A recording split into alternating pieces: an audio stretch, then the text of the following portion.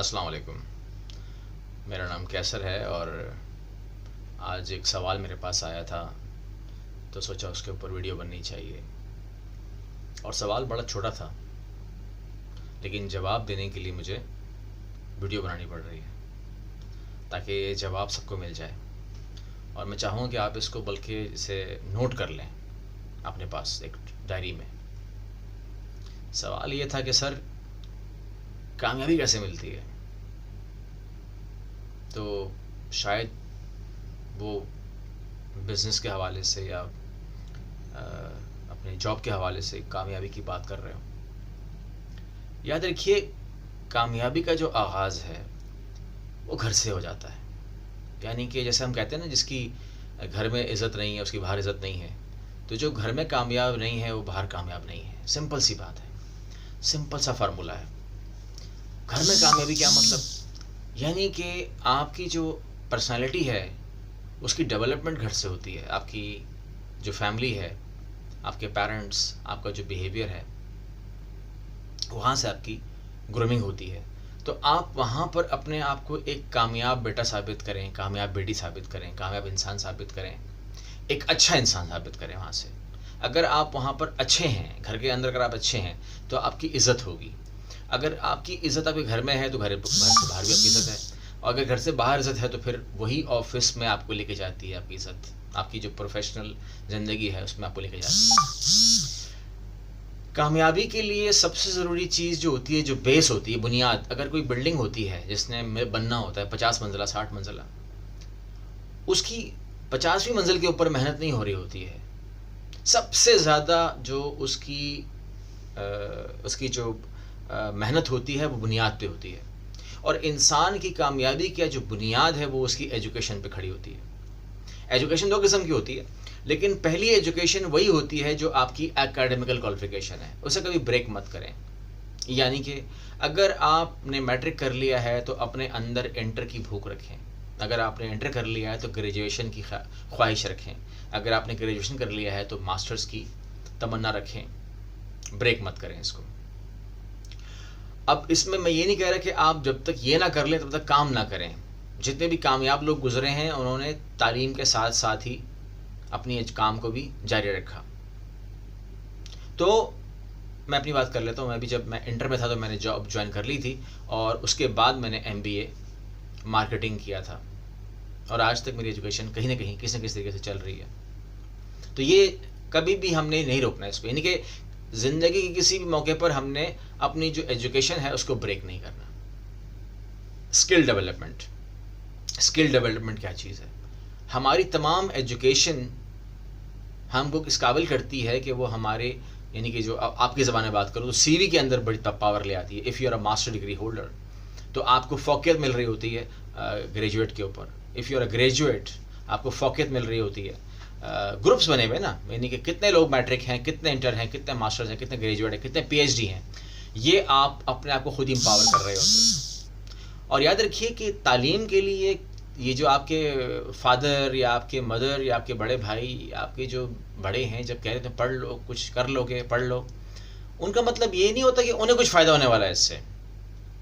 हो सकता है कि वो उस फ़ायदे के लिए हो भी ना उस टाइम जब आपको फ़ायदा होने वाला हो, लेकिन वो चूँकि आपसे प्यार करते हैं तो इसलिए उनकी ये ख्वाहिश होती है कि आपको फ्यूचर में तकलीफ़ कम आए। यानी कि जो जितना ज़्यादा एजुकेटेड है उसको उतनी कम तकलीफ़ आ रही है। लेकिन उसके साथ जोड़ लीजिए एजुकेशन के अंदर, और वो है आपकी स्किल डेवलपमेंट।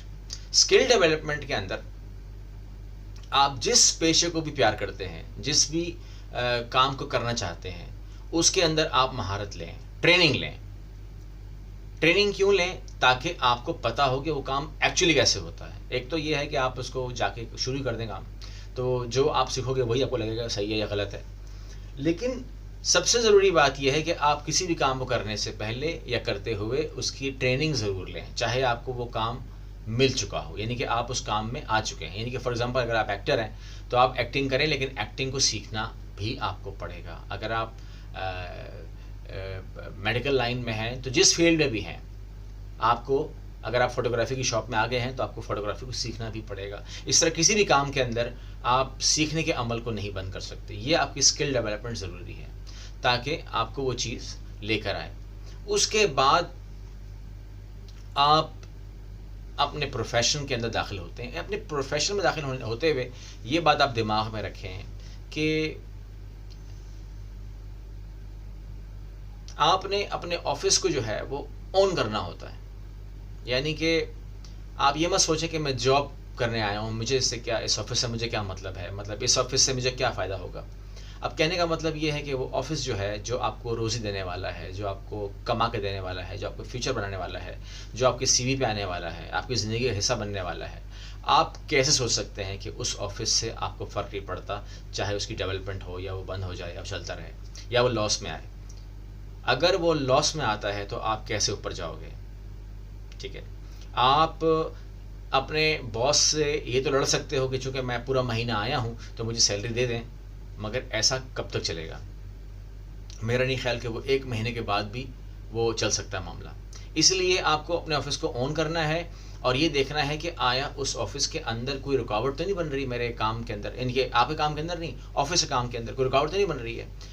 यानी कि अगर आप ये समझते हैं कि आपके ऑफ़िस के मुफ़ाद में कोई भी आ रहा है तो अपनी आवाज़ को ज़रूर बुलंद करें। इससे क्या फ़ायदा होगा? ताकि कल अगर वो बात सामने आती है तो कम से कम आप कह सकें कि आपके वर्ड्स वहाँ थे। ठीक है? कभी-कभार ऐसा होता है कि आपको डाँट पड़ सकती है कि आप ज़्यादा बोल रहे हैं इस मामले में, तो डाँट पड़ने में कोई हर्ज नहीं है।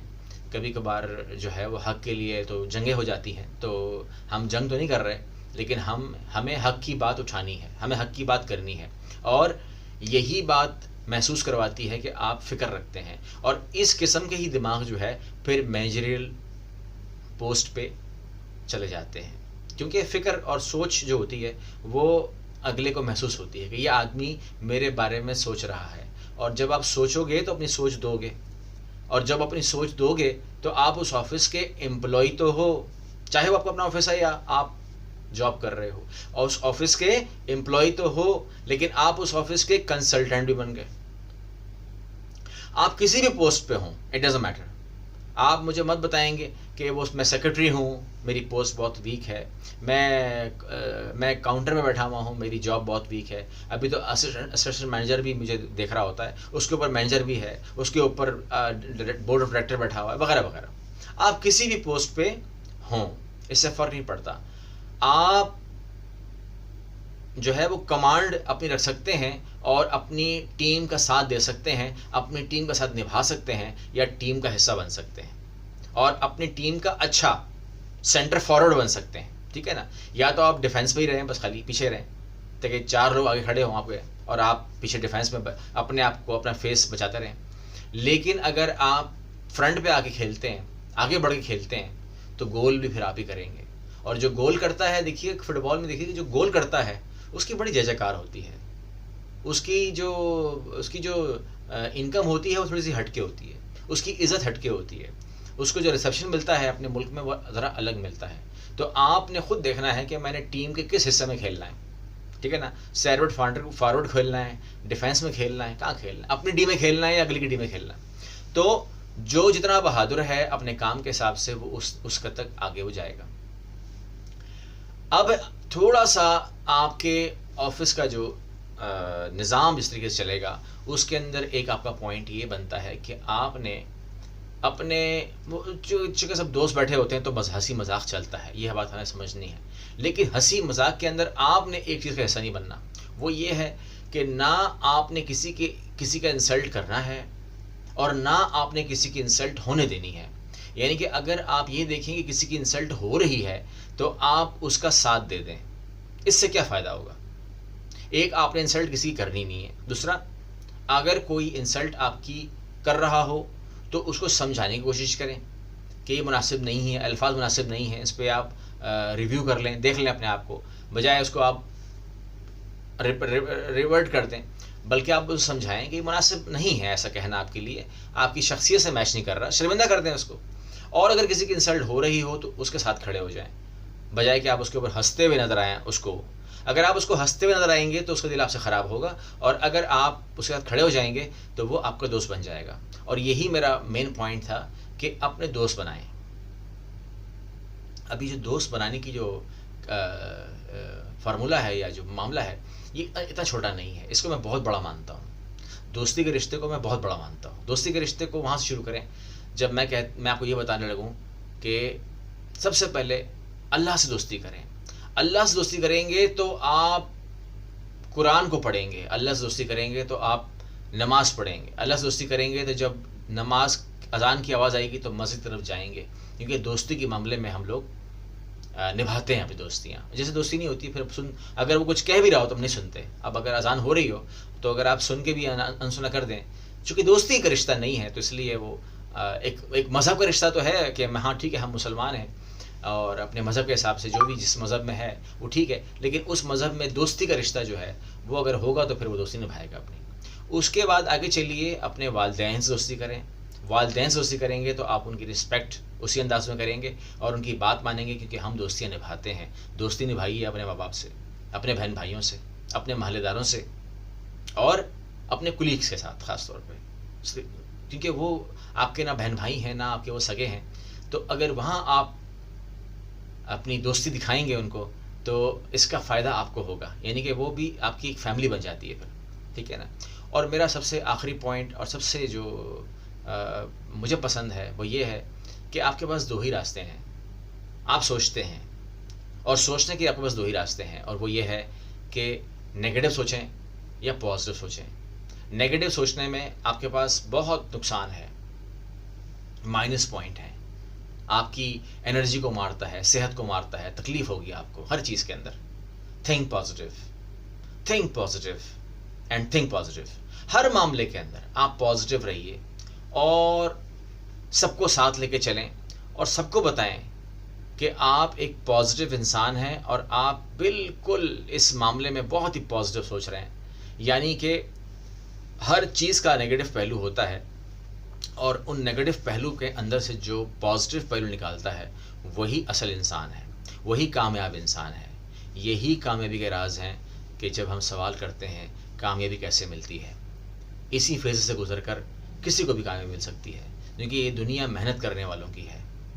ये दुनिया मेहनत करने वालों की है।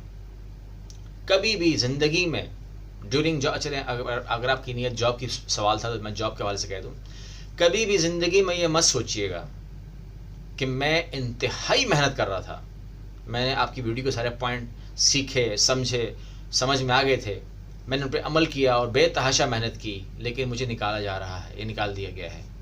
तो फिर ये बहुत ही मैं सिंपल सी अल्फाज आपके सामने रख दूं कि आप उस ऑफिस को नहीं खो रहे, वो ऑफिस आपको खो रहा है। या तो आपकी जो पर्सनैलिटी है वो उस ऑफिस के लिए थी ही नहीं, यानी कि आपको अल्लाह वहाँ से हटा रहा है और किसी और अच्छी जगह प्लेस करना चाहता है। जब तक आपको अल्लाह वहाँ से हटाएगा नहीं तो आप उस नई जगह पर प्लेस नहीं होंगे जो जगह आपका वेट कर रही है, जो आपका इंतज़ार कर रही है। तो अगर मुझे कोई कहेगा कि जी कल से आप मत आएँ, तो इस बात पर मुझे रोना नहीं चाहिए, मुझे ये सोचना चाहिए कि इसका मतलब ये है कि अल्लाह ने मेरे लिए एक बेहतरीन जगह का इंतखाब किया हुआ है जो मेरा इंतज़ार कर रही है और मुझे वहाँ जाना है। और इससे प्यारी बात और क्या होगी। मतलब कहने का ये है कि हर नेगेटिव जुमले में, हर नेगेटिव बात में एक पॉजिटिव चीज़ मौजूद है जो आपको नज़र नहीं आती, और जिसने वो देख ली उसकी ज़िंदगी भी आसान, उसकी सेहत भी अच्छी, उसकी सोच पॉजिटिव, चेहरे पे स्माइल, खुशी खुशी बोलेगा ओके सर मैं कल से नहीं आऊँगा, थैंक यू वेरी मच, अच्छा रहा, बहुत अच्छा रहा। अगला भी हैरान होगा कि मतलब मैं तो सोच रहा था कि शायद अभी ये रोएगा, गिड़गिड़ाएगा, कुछ शायद कुछ ऑफर ही कर दे कि सर मेरी आप 5,000 रुपये सैलरी कम कर दें, मगर यहाँ तो चांस ही ख़त्म हो गया। और जहाँ आप जा रहे थे, जहाँ आप जा रहे हो, वो है असल जगह आपके लिए, जिसका इंतखाब अल्लाह ने किया आपके लिए। Thank you very much. अस्सलाम वालेकुम वरहमतुल्लाहि वबरकातुहू।